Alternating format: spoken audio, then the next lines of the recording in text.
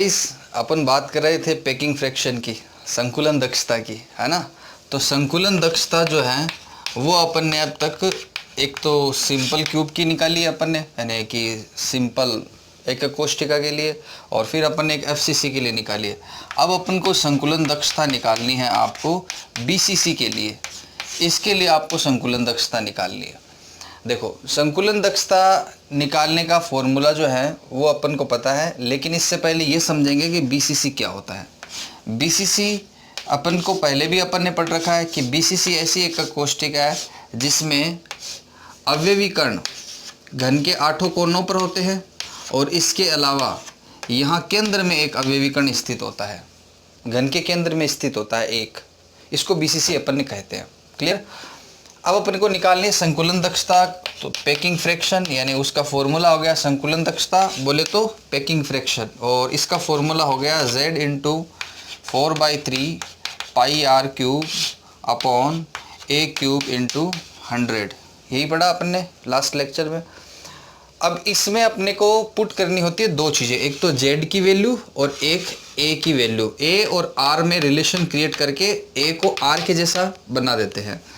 तो सबसे पहले Z की बात कर लेते हैं। देखो, इस बीसीसी में अगर आप Z कैलकुलेट करोगे तो मैं आपको बताऊं, Z कैलकुलेट करने का मतलब है नंबर ऑफ एटम।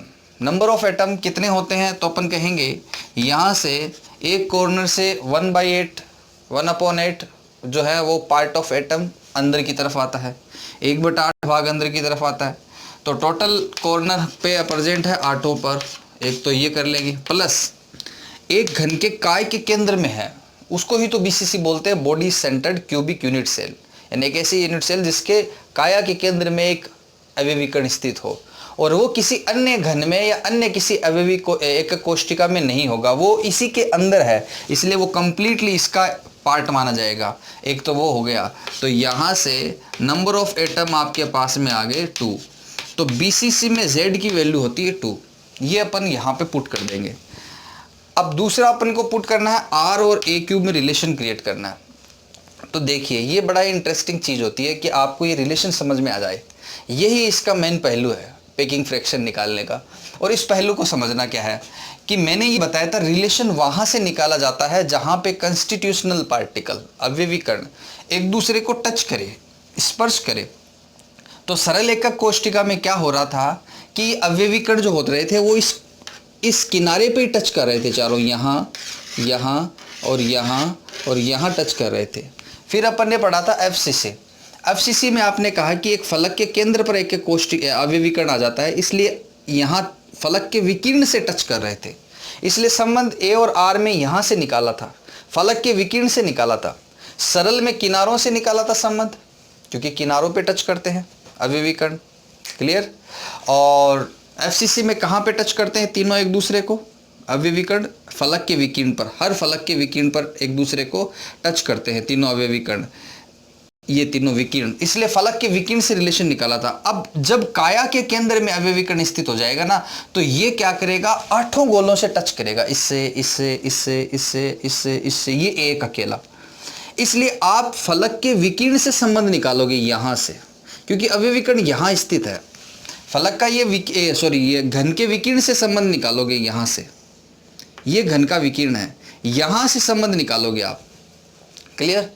क्यों? क्योंकि अवयवी कण कहाँ स्थित है, घन के किनारे पे, घन के विकिरण पर स्थित है। तो आपके पास में संबंध यहाँ से निकलेगा, ये अवयवी कण एक तो यहाँ पे, एक यहाँ से, और ये 3 यहाँ से टच करेंगे, इसलिए ये यहाँ से आपको A और R में संबंध निकालना है। यानी अगर मैं इस इतनी यूनिट को, अगर ये जो मैंने डार्क दिखाया इसको मैं अगर बाहर अगर लिख के दिखाऊं मैं आपको, तो आपको मैं कुछ इस तरह से दिखाऊंगा। देखो, यहाँ पे अवयवी कण स्थित होगा, वो इस घन के केंद्र वाले अवयवी कण से और इस अवयवी कण से टच करेगा। तो घन के विकिरण पर जब 3 गोले आपस में स्पर्श करेंगे तो हम A और R में रिलेशन यहीं से निकालेंगे। क्लियर है। अब देखो, ये रिलेशन निकालने के लिए आपको पता है कि घन का ये जो एकक कोष्ठिका है जिसको हमने घन माना है, इसकी भुजा की लंबाई होती है A। ये एक भुजा है इसकी, यानी ये दूरी जो है वो आपकी कितनी है, वो है A। यहाँ से यहाँ तक की ये दूरी A है। इसको ही समझना अपने को बस, बाकी तो कैलकुलेशन है, वो तो कोई भी कर सकता है। मैं तो रिलेशन समझना होता है कि अब ये जो है ये फलक का विकिरण है। तो आपको याद होगा पिछली क्लास में मैंने यहाँ से एक फलक के विकिरण खींचा था और यहाँ से मैंने आपको इस x की वैल्यू निकाल के बताई थी और वो कितनी आई थी, याद है ना, √2a। हाँ, कितनी आई थी ये, √2a। यानी फलक, किसी भी फलक का विकिरण आप कहोगे कितना होता है, √2a होता है। ये अपन ने रिलेशन पहले निकाल रखा है, FCC में पढ़ा था कि किसी भी फलक के विकिरण की दूरी कितनी होती है, √2a होती है। तो आप बोलोगे सर ये फलक के विकिरण की दूरी थी इसलिए ये √2a है। तो देखो ये a है और ये √2a है। तो इस बार ये जो घन का विकिरण है x, इसकी वैल्यू अपन निकाल सकते हैं। और सेम वही पैटर्न रहेगा, x स्क्वायर बराबर लंब स्क्वायर प्लस आधार स्क्वायर। लंब क्या है, a स्क्वायर, और आधार क्या होगा, इस त्रिभुज के लिए फलक का विकिरण होगा। और वो फलक का विकिरण कितना है, √2a का होल स्क्वायर। तो ये आपके पास में x स्क्वायर बराबर आ जाएगा a स्क्वायर, ये कैंसिल हो गया इसके स्क्वायर से, और ये आ गया 2a स्क्वायर। a स्क्वायर और 2a स्क्वायर 3a स्क्वायर। अब x बराबर क्या हो जाएगा, स्क्वायर हट जाएगा और ये आ जाएगा √3a स्क्वायर। इसका स्क्वायर एंड रूट से कैंसिल आउट हो जाएगा, लेकिन इस पे रह जाएगा √3 पे और ये आ जाएगा a। सो दैट गाइज आपको पता है यहाँ पे x की वैल्यू जो है बड़ी सिंपल तरीके से अपन निकाल ली अपन ने कि x की वैल्यू, ये जो इतनी दूरी है वो √3a के इक्वल है। क्लियर है, इसको समझना है अपने को। कैसे निकाली कि भाई ये a थी, ये फलक का विकिरण था, ये √2a है। तो घन का विकिरण निकालना होता है BCC में, क्योंकि घन के केंद्र में ही तो अवयवीकरण स्थित है, और जहाँ पे अवयवीकरण, केंद्रित अवयवीकरण स्थित हो वहीं से रिलेशन निकाला जाता है। क्लियर है, तो अपन कहेंगे यहाँ से घन के विकिरण से अपन ने रिलेशन निकाला। तो ये दूरी निकालनी थी, ये का स्क्वायर प्लस इसका स्क्वायर, इसका स्क्वायर कर लो, चाहे किसी भी फलक का विकिरण ले लो, ये √2a होगा, FCC में पढ़ रखा है। तो ये आ गया x बराबर आपके पास में √3a। तो आपको पता है कि जहाँ कहीं भी अपने कह दिया कि ये दूरी आपके पास में आ गई √3a, तो ये दूरी यहाँ से लेकर यहाँ तक है, देखो ये इतनी, ये है आपकी √3a। अब एक बात बताओ, एक गोला आपने कहा कि यहाँ स्थित है और एक यहाँ स्थित है और एक यहाँ स्थित है। मैंने कहा था किसी भी घन का कोना जो होता है वो उस गोले के लिए केंद्र बिंदु का काम करता है, और यहाँ से लेकर इसकी परिधि तक की दूरी जो होती है वो त्रिज्या कहलाती है। फिर लेकिन ये गोला तो घन के केंद्र में ही स्थित है, इसलिए इसकी ये वाली जो दूरी है ये इस गोले के लिए ये इसका व्यास हो जाएगा। मतलब आप इसको कह दोगे ये तो हो गई सर 2r। क्लियर है, कितनी हो गई, 2r हो गई। यानी ये दूरी r है तो ये उस गोले के पूरा व्यास आ गया, तो ये हो गया 2r। अब यहाँ पे भी एक गोला स्थित था, उस गोले के लिए ये केंद्र बिंदु है, तो यहाँ तक की दूरी क्या कहलाएगी, r। तो कुल मिला के मैं ये कह सकता हूँ कि आपके पास में ये जो दूरी आई है, यानी जो x आया था √3a, वो किसके बराबर हो गया, 1r, और ये 2r, ये 3r और 1r, ये है ना। आप गोले की साइज छोटी बड़ी ये ड्रॉ करने में हो सकती है कि छोटे बड़े अपन ड्रॉ कर दें, क्योंकि अपन कोई वो तो बना तो नहीं रहे, कोई मतलब स्केच तो थोड़ी कर रहे हैं कि ऐसे कर सकते हैं, लेकिन मतलब ये गोले सारे बराबर है, ये ध्यान में रखना थोड़ी सी बात है ना। तो ये दूरी 2r, ये r और ये r, टोटल कितनी होगी 4r। तो आप कह सकते हो सर ये जो √3a दूरी है ना, ये टोटल r, 2r और ये r, यानी ये 4r के बराबर है। सो दैट गाइस √3a बराबर आ गया 4r। तो आप बताओ a बराबर कितना आएगा, 4r अपॉन √3। ये आपके पास में रिलेशन आ गया a और r के बीच में। देखो भैया, मैंने आपको बता रखा है कि किसी की भी संकुलन दक्षता निकालनी हो ना, तो तुम्हें एक तो z पता हो, दूसरा a और r में रिलेशन पता हो, ताकि यहाँ से अपन काट छांट कर सके सेम वैल्यू पुट करके। क्लियर है, अब करते हैं कैलकुलेशन शुरू। तो भाई BCC की संकुलन दक्षता निकालने के लिए आप कहोगे z की वैल्यू आपने निकाल दी थी, नंबर ऑफ एटम कितनी, 2। तो भाई यहाँ पे रख देता हूँ 2, फिर है 4/3 पाई है, और r³ है, और ऊपर 100 है। अब नीचे जो है a³ है, a³ की जगह रखता हूँ 4r अपॉन √3 का क्यूब, 4r अपॉन √3 का होल क्यूब, क्योंकि a³ था इसलिए इस a की जगह ये वैल्यू पुट करके इसका क्यूब कर दिए। इसको खोल लेते हैं, थोड़ा इजी हो जाएगा। तो अपन कहेंगे ये ऐसे लिख सकते हैं 2 × 4 × पाई × r³ × 100 upon 3 × 4r upon √3, 4r upon √3 and 4r upon √3, इतना ही था। जो कैंसिल आउट हो रहा है उसको कैंसिल आउट कर देंगे। देखो ऊपर r क्यूब है, नीचे r r r, ये तीनों r जो है ना इस r क्यूब से क्या हो जाएंगे, कैंसिल आउट हो जाएंगे। बचा कौन, ये 4, तो इस 4 से कैंसिल आउट हो जाएगा। और कोई कैंसिल आउट हो रहा है क्या, हाँ ये हो रहा है ना, ये 2 से कैंसिल आउट हो गया 2 बार, और ये 2 इससे कैंसिल आउट हो गया 50। आपके पास बचा क्या, जो बचा है उसको लिख देते हैं। एक तो बचा है पाई, ठीक, और एक बचा 50, क्लियर है। अच्छा एक बात बताओ, √3 और √3 क्या होते हैं, पक्का 3, हाँ, और बचा कौन, √3। तो अंडर ये तो हो गए 3 और ये हो गए √3 है ही, तो 3 √3, ये तीसरा अंक है, ये ऊपर चला जाएगा, तो यहाँ ये लिख देंगे 3√3। ये किसकी जगह है, √3 को अपन ऐसे लिख सकते हैं। √3 और √3 क्या होते हैं, 3 होते हैं, और एक √3 बच गया, ये यहाँ लिख दिया।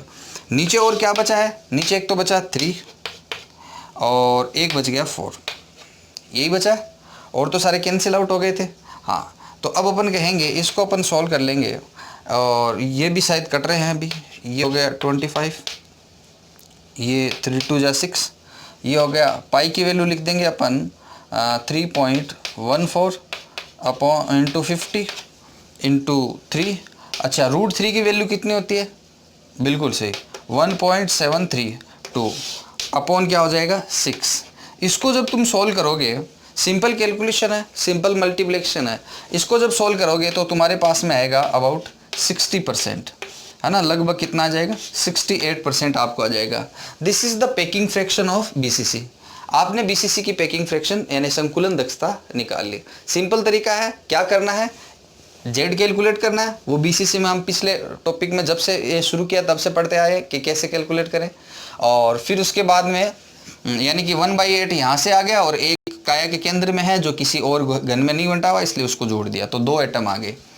ये तो जेड कैलकुलेट किया अपन ने। फिर उसके बाद में अपन ने कहा कि हमें क्या कैलकुलेट करनी है, एक्स कैलकुलेट करनी है। एक्स कैलकुलेट वहाँ से करते हैं जहाँ से ये गोले एक दूसरे को टच करें।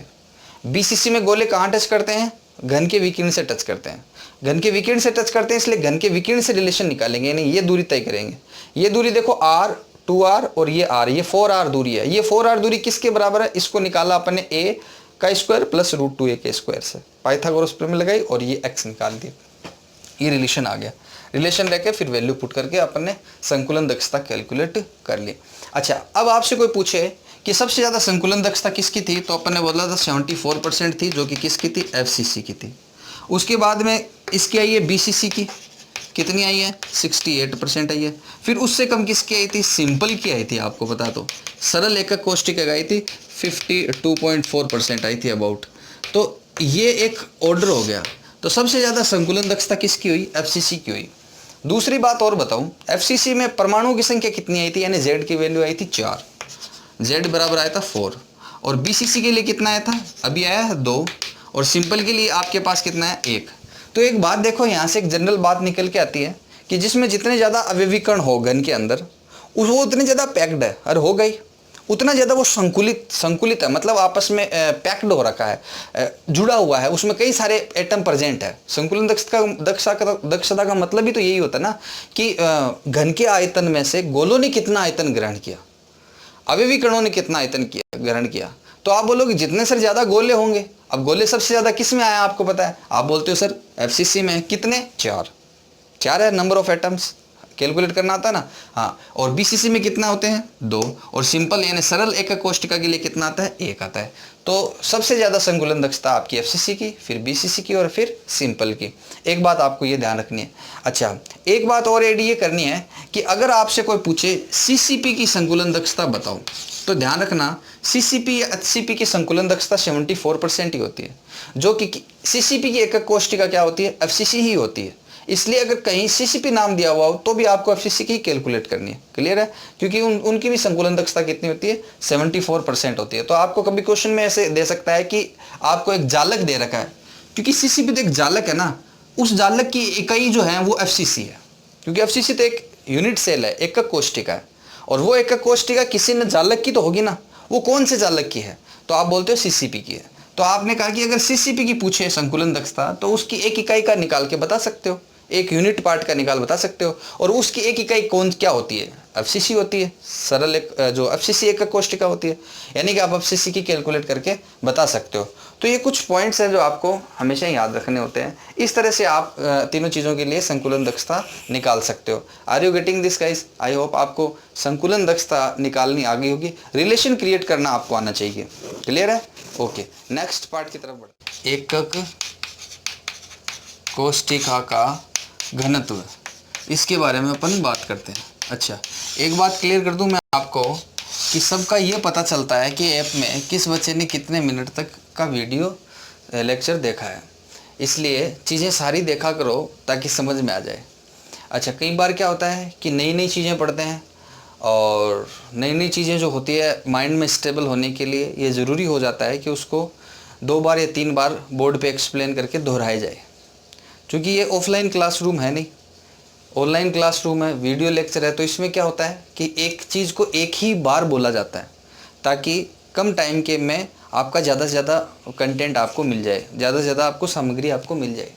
इसलिए आपका ये बनता है कि आप वापस से उसको रिवाइंड करके देख लिया करो, बार बार देख लिया करो, 2 बार देख लिया करो, 3 बार देख लिया करो।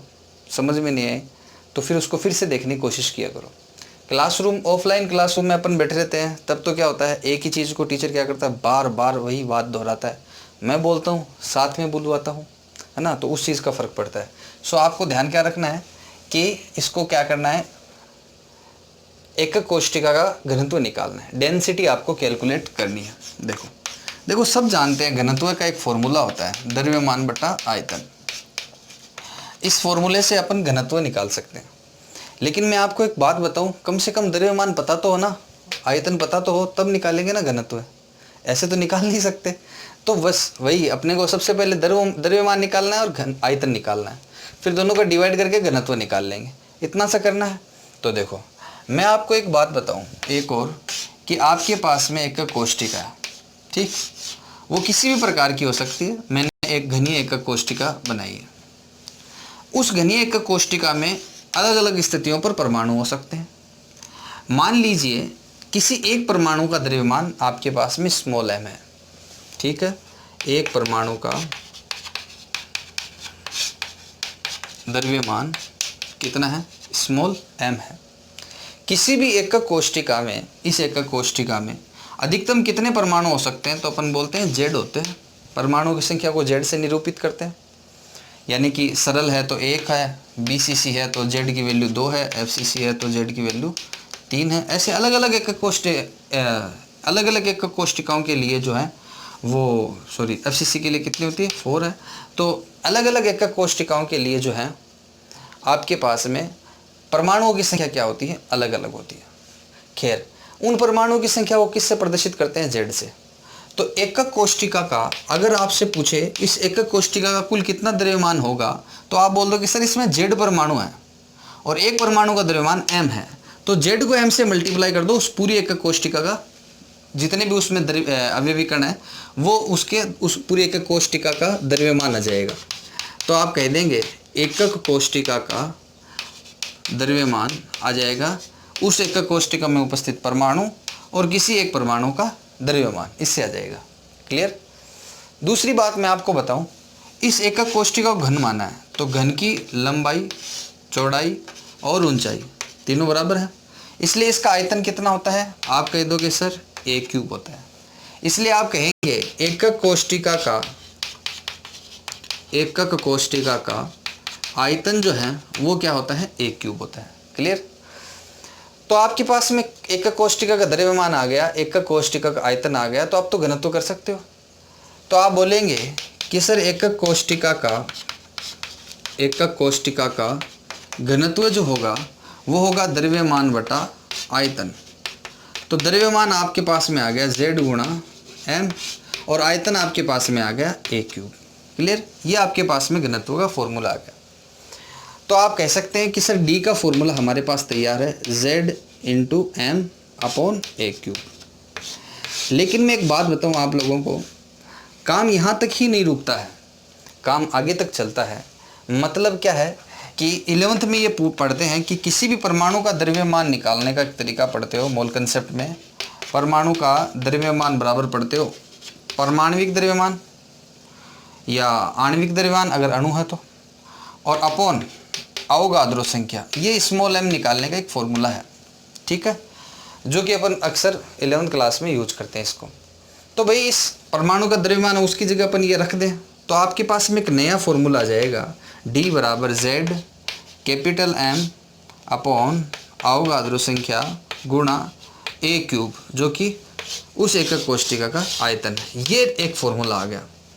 जितने भी आपके न्यूमेरिकल्स आएंगे वो सीधे इस फॉर्मूले पर बेस्ड होंगे, मतलब आपको सारी वैल्यू दी हुई होगी, सिर्फ D कैलकुलेट करना होगा, Z परमाणु की संख्या दी हुई होगी, नहीं तो आपको नाम दे देंगे BCC।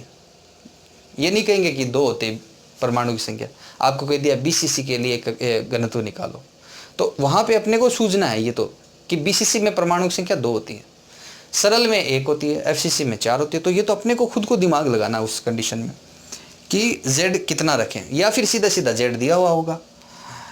फिर ये परमाणविक द्रव्यमान हो गया, या फिर यूँ कह दो अणु है तो आणविक द्रव्यमान है, अभिविकर्ण अणु के रूप में है तो उसका आणविक द्रव्यमान है, ये अवोगाद्रो संख्या और ये उस एकक कोष्टिका का आयतन।